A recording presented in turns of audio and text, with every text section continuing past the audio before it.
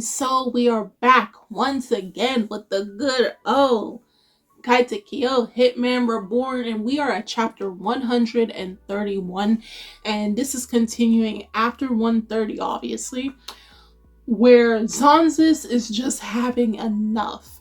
Now, we saw XANXUS originally always had scars, but when this man is enraged, the scars start to cover or connect throughout his body, and you especially see it on his face, right?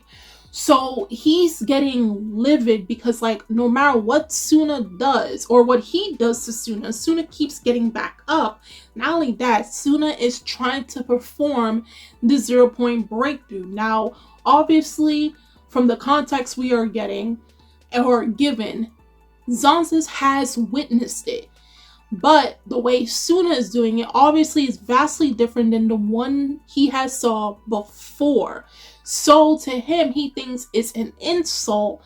So he's trying to not only deter, but just take out Suna from ever accomplishing the technique. Because despite the one that he saw before, and more likely is from the 9th, okay, he knows how devastating that technique actually is. Now, again, as I always say, if you are new to the series, you may not know what 0-point breakthrough actually is, but if you have been reading and have been watching the series multiple times, you know what it is. So, of course, don't put no spoilers of it or anything that happened to XANXUS or anything of that sort, or what took place for him to be acting the way that he is. So with chapter 131, as the battle is escalating between Suna and XANXUS, we see where Yamamoto, he's now better because he got the antidote and everything. He's trying to run to find the others. This is where he crosses paths with Gokudera, who tells him that he managed to give the antidote to Ryohei and Lambo, as well as Yamamoto got the antidote from Hibari, and Hibari gave him his ring. He got the cloud. Yeah, he gave him his ring. So they're feeling like Hibari is doing this because they eventually have to pay back a debt, because Hibari stated, if it was not last chapter, then chapter 129, where he's like, I don't want no one dying on the premises of this school. So they feel like they may have to pay back a debt to Hibari for saving their lives. So while they're talking about that and everything, they realize that everybody else on their team got the antidote except for Chrome. She is the last person to get the antidote. So they have to run all the way to the gymnasium. Not only that, she's there with Mamon, right? So while they're on their way to trying to get to Chrome to administer the antidote and make sure she doesn't, because they only have a few minutes left, right? And once the 30 minutes have passed, if you guys don't remember, then it's lights out for the person who got the poison. So while that's happening, we have where XANXUS, his flames are getting stronger, and there is like a black outlining demonstrating that his flame of wrath is getting bigger. Like, this man is pissed. Like, he's angry. Now, this is where if you're a first time, this may shock you, right? It did shock me the very first time I read it and watched it, because I did not expect any of this to happen. While this dude is getting strong and his flames are getting bigger and everything, and he's yelling, saying that, yo, you're dead, and all of that stuff, you see in the panel somebody saying that's his fury. Then we have where Basil turns around and realizes this voice. Lo and behold, Squallow is still alive, bro. Like, I'm gonna be real. The very first time I read it, I did not think it was possible, because after his fight with Yamamoto to get the rain ring, he saved Yamamoto, and it was more accordance to like who's the stronger opponent, the better swordsman at the time. He falls strictly by those guidelines, right, within the swordsmanship, right? So once he kicked away Yamamoto, if you guys go all the way back, I forgot exactly what chapter, but the fight between for the wrist ring, the rain half ring. Okay, why am I saying all of that? When they both were fighting for that, and they were fighting in the abandoned part of the school that all the building and the floors were crumbled, and there was water surrounding them, and there were sharks in the water. And if they smelled blood, it was GG. So after he kicked away Yamamoto, saving him, he fell into the water, and we would assume he got eaten alive. And that was it, because when they started with basically the final battle between the two sons, right, to see who will become the bosses of Angola, as well as which other side is going to get completely eliminated, no one saw Squalo. So I know for certain a lot of you were like, nah, Squalo's gone. He's dead. And then within chapter 131, we see where the Cavalon all have him bounded to a chair, and he has multiple bandages all over his body, and they have a gun to his head. So they know if he tries to do anything, even while he is injured, they will shoot at him point blank rage if he tries to pull something funny. Mind you, Squalo is XANXUS' right hand. Technically, Squalo was originally meant to be the head of the Varia. He was most equipped before XANXUS came into the picture. So if you remember all of that talking that they had previous chapters, it's getting closer to that, right? So only Squalo knows that, like, the reason why it looks like XANXUS' power is bottomless and his flames just keep getting bigger and stronger, what's fueling that is his rage, his fury, and he's smiling about that because he knows when XANXUS gets like that, whoever is his opponent is going to feel it, right? So then it pans back to Gokudera and Yamamoto arriving to the gymnasium to go and rescue Chrome. By the time they get there, they see that her pole that held the Miss Ring has been knocked down, and not only that, she is tied up, being hanged from the ceiling, and she's tied up like a fish. And Belgafor and Mamon was still there anyway. Belgafor was able to reach there before them. After his little squabble with Hibari, he ran to the gymnasium to get Mamon, and he managed to save Mamon while at the same time holding up Chrome. And he's threatening both Gokudera and Yamamoto that if they don't give up the two rings, the lightning and the cloud ring, then he's going to maim Chrome. And even if he doesn't, the poison is going to be what's going to end her. So he's trying to bribe them nonetheless. He doesn't care at the end of the day. So while Gokudera is going off and everything, and I know at this point in time you might be thinking, you know, the person that should be most fit for Suna's right hand man shouldn't even be Gokudera. It should be Yamamoto, because Yamamoto was so chill and cool about it. So he's like, you know what? Hold it, Gokudera. Here's our proposition. We'll hand over the rings, but you have to heal Chrome first. And you can keep the ring that you already have, right? That's a deal. And they're like, you know what? All right, we're going to do it. But you stay where you are and just roll the rings to us. So they say, all right, deal, fine with it. And Gokudera is trying to dispute the whole thing. It was just like, yo, calm down. I know what I'm doing. Just listen, stay back, keep quiet. So Yamamoto throws the rings. But my boy was thinking, all right? So while he's throwing the rings, he trips on a piece of rubble that was there. And then he uses Shigure Ryoen and kicks his sword, stabbing Belgafor in the shoulder, getting away from Chrome. Then he instantly, and like, it doesn't fully demonstrate how the heck he got from point A to point B, and holds his sword up to Mamon, saying, if you move, we're going to have a problem. But because we all know that Mamon is the illusionary type, he's an illusion master, he and Belgafor were already one step ahead both of Gokudera and Yamamoto, so they fell into his trap, right? So now, obviously, Mamon made duplicates of himself all over the place, while Belgafor, it was an illusion that he got hit, and he still is holding up the knife to Chrome. So now they're back into back at step 1 while they were trying to rescue Chrome. But now both of them have the rings that they require, both the mist and the cloud rings, right, on top of the one that they originally had from before.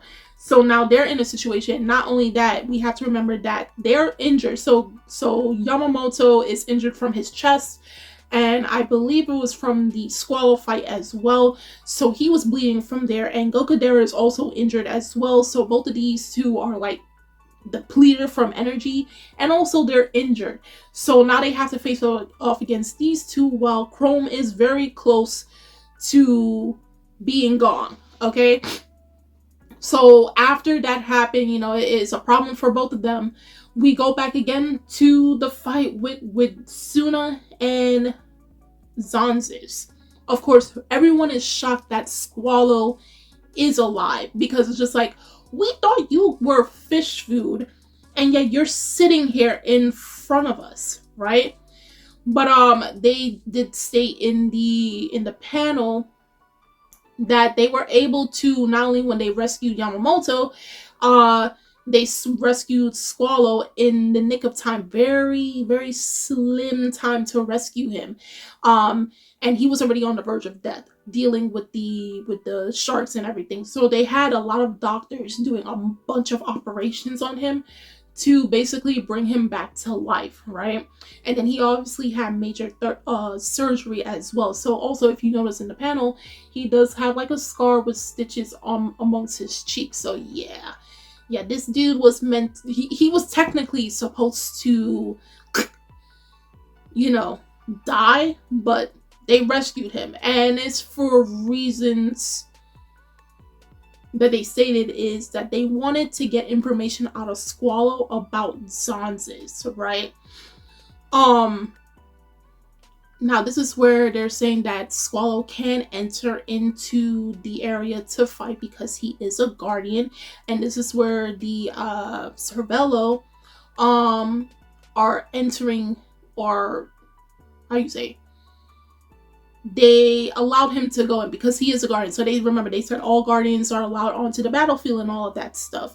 But regardless of that fact, like, he can't really do much. He's bounded to the chair. Not only that, he's injured. So if this man tries to move, who knows if something breaks or tears or whatever. So it might as well he just sit there and keep quiet, right? So he goes on to saying that, like, for XANXUS, his fury is what makes him stronger. It's his ambition to make his reality come true. His fury is also what led Squallow to follow him, even though Squallow was the most qualified at the time to technically be the leader of the Varia over XANXUS, right?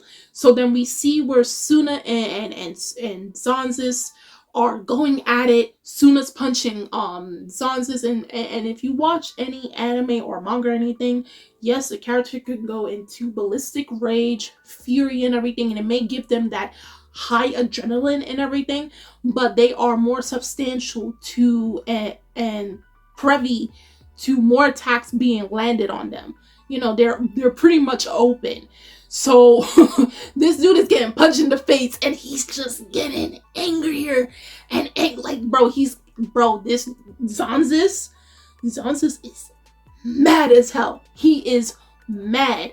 So then he starts shooting at Suna, right? This dude is bleeding from the mouth. No matter how hard Suna is hitting him, it's like he's just taking it, and he's just like, that's fueling him. That's fueling his fury. So he started blasting at Suna. Now, the difference between all the other shots he did before, obviously the outlining was more lighter in color in the panels, but now, because of his fury added into the mix, his flames look like what they were described as, flames of wrath. So now they have this very dark, if not black, outlining encompassing the flames. And if Suna did not dodge those in time, Suna would have looked like a donut hole. If not, my boy would have been missing a top half real quick. So Suna had to get out of the way, and so they're going back at it again, and Suna's realizing, like, oh no, he's actually coming after me. So then these two end up bucking heads and then clashing hands, and then it ends off there, bro. And then not only that, before it truly ends in the chapter, since they intertwine hands trying to like overpower each other in terms of their flames, you can't necessarily tell because of the panel, but if you watch the anime, you start to see where like their hands are starting to glow, right? So the intensity of both of their flames clashing against each other, and then it ends off on the chapter right then and there. But if you saw the anime version, once they got that close and their hands are like this, it's just like whose flame is strong enough to overpower the other, right? It was just sparking all over the place and everything, because it's just like pure fury against, I don't know. I don't know what to describe Suna as, but it's like an immovable object and unstoppable force, I guess, if that's the best way to really describe these two at this particular moment. Because like I said, no matter what XANXUS was doing, Suna kept getting up.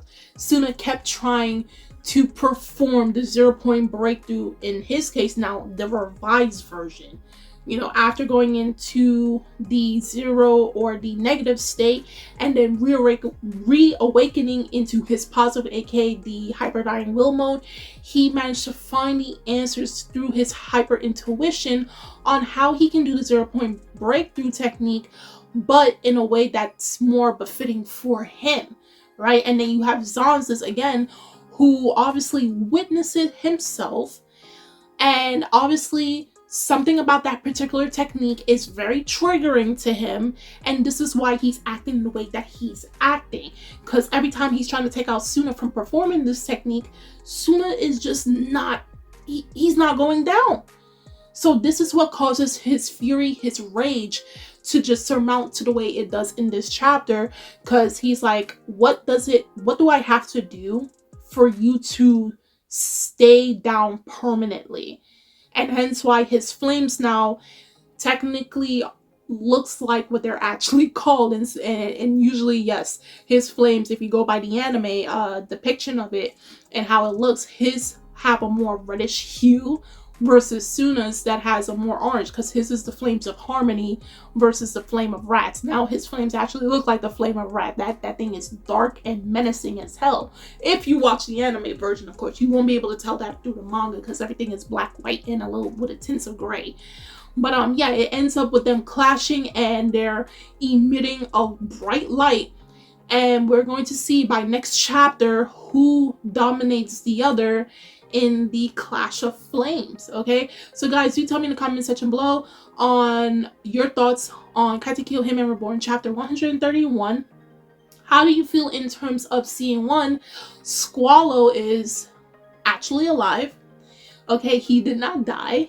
What do you think he meant by, because of XANXUS' fury, it led him to follow him? And what do you think is going to happen to Chrome now that, you know, Gokudera and Yamamoto are cornered and they're in Belgafort and Mamon's trap? And again, how do you think this whole Clash of the Flames is going to go down come next chapter?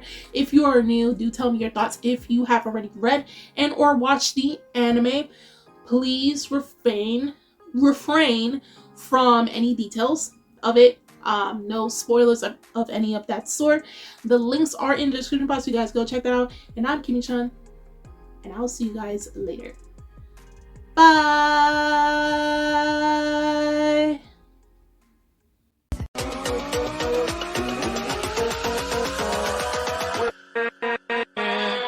With